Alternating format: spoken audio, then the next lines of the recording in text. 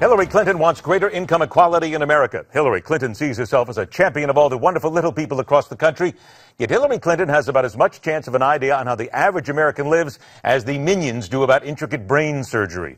Strategy for the designated Democratic POTUS candidate and more in her preparations at this stage of the game. Let's welcome back veteran analyst, commentator, and co-author of the bestseller Power Grab, Obama's Dangerous Plan for a One-Party Nation. Let's welcome back Dick Morris. Dick, let's go ahead and talk about Hillary Clinton, whom you know very well.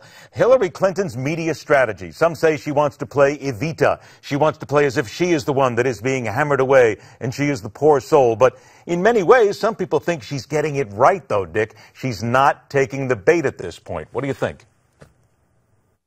You recall what Evita did for a living before she was cast as First Lady of Peru, of Argentina, so there may be some basis for that.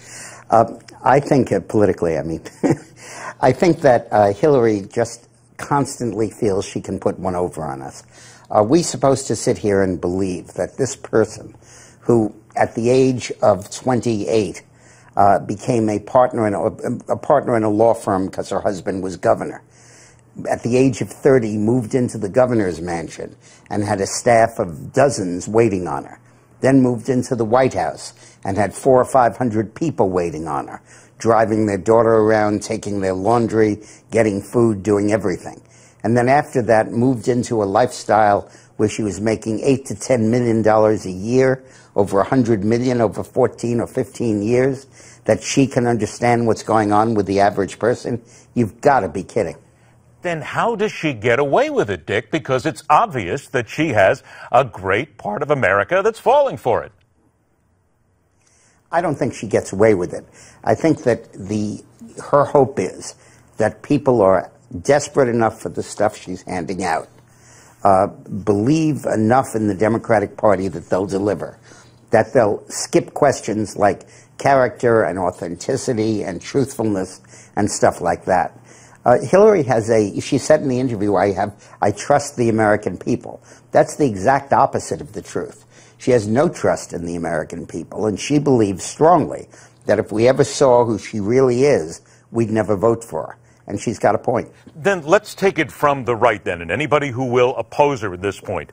What then do they need to do, in your opinion, to pry away at that facade of hers, to actually dig in without mentioning a lot of the things that people have heard over and over again? Is there something else the Republicans need to do?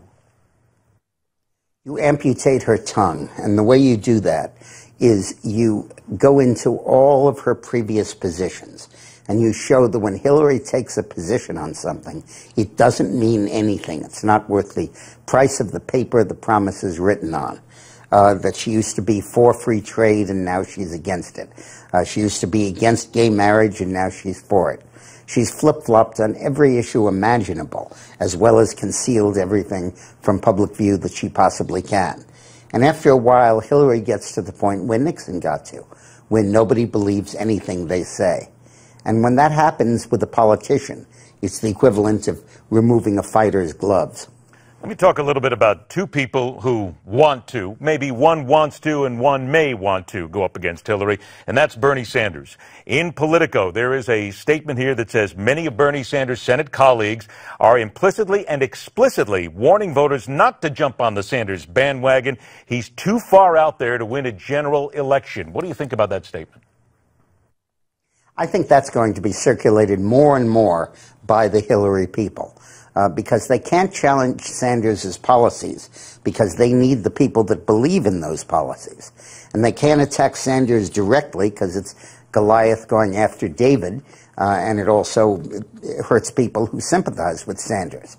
So what she'll try to do is to say that he can't win. But that assumes that it's a two-way race. That assumes that if you go from Hillary to Sanders, and then you say Sanders can't win, you go back to Hillary. There's also a guy named Biden, who I think has a very good chance of getting into this race. And that rebound could easily go to Joe Biden.